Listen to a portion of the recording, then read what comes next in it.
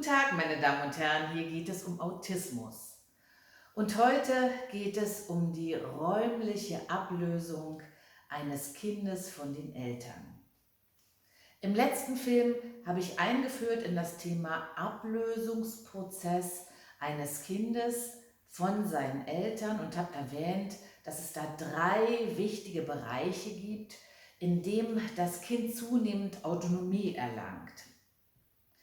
Ein Bereich betrifft die räumliche Ablösung. Das heißt, ein Heranwachsender muss lernen, dass Mama und Papa nicht immer präsent sind, sich im gleichen Raum aufhalten. Und das ist ganz wichtig, dass er oder sie das lernt, weil im Allgemeinen Eltern vor ihren Kindern sterben. Das heißt, dieser Prozess muss irgendwann tatsächlich erfolgen.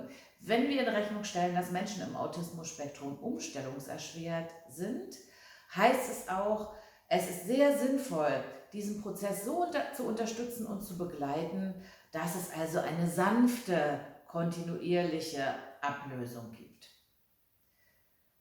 Ein neurotypisches Neugeborenes lässt manchmal seinen Eltern nicht mal Zeit zum Duschen.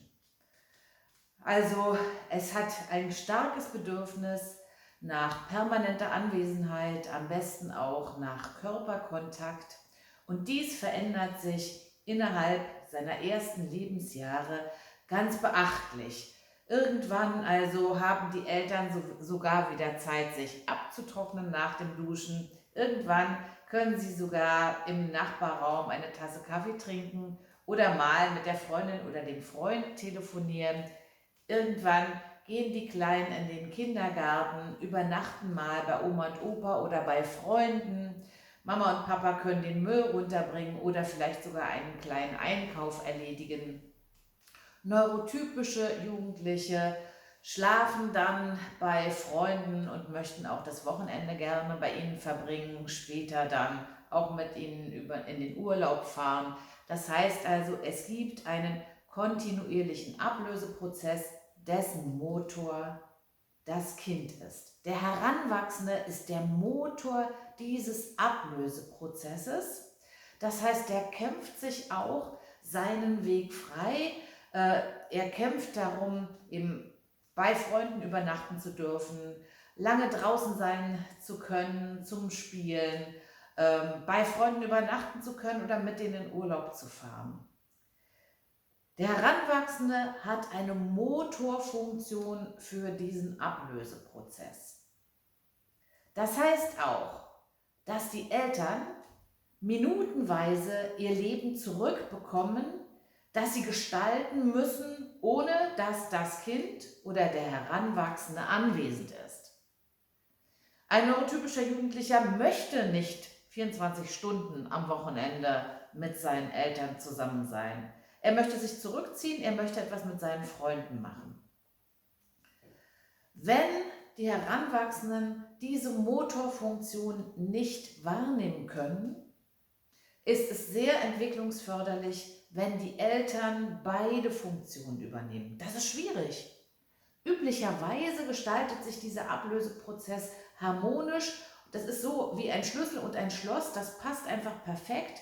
Die Angebote des Heranwachsenden passen auf die Reaktion der Eltern. Das heißt also, der Ablöseprozess ist einer, der durch eine Kommunikation zwischen Heranwachsenden und Eltern gestaltet wird. Wenn ein Heranwachsender diese Motorfunktion nicht wahrnehmen kann, müssen Eltern diese Motorfunktion wahrnehmen. Das heißt also, sie müssen dafür sorgen, dass das Kind lernt, eine bestimmte Zeit auch ohne ihre Anwesenheit zu verbringen.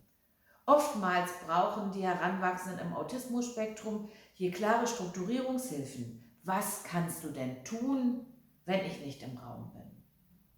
Sie sollten es auch üben und trainieren, einmal woanders zu schlafen.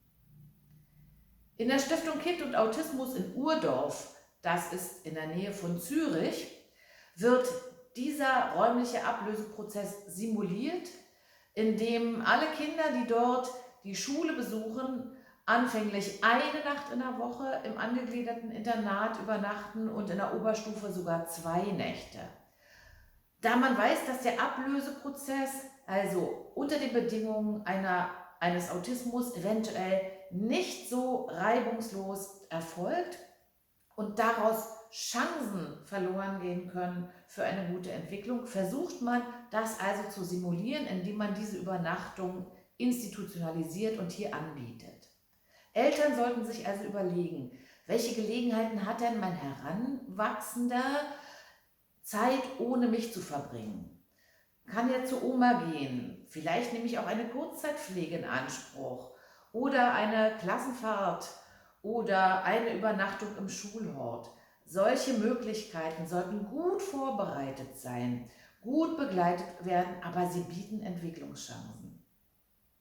Natürlich haben nicht alle Heranwachsenden im Autismus-Spektrum Schwierigkeiten mit dieser räumlichen Lösung, denn sie wissen ja, nichts ist unmöglich, Autismus.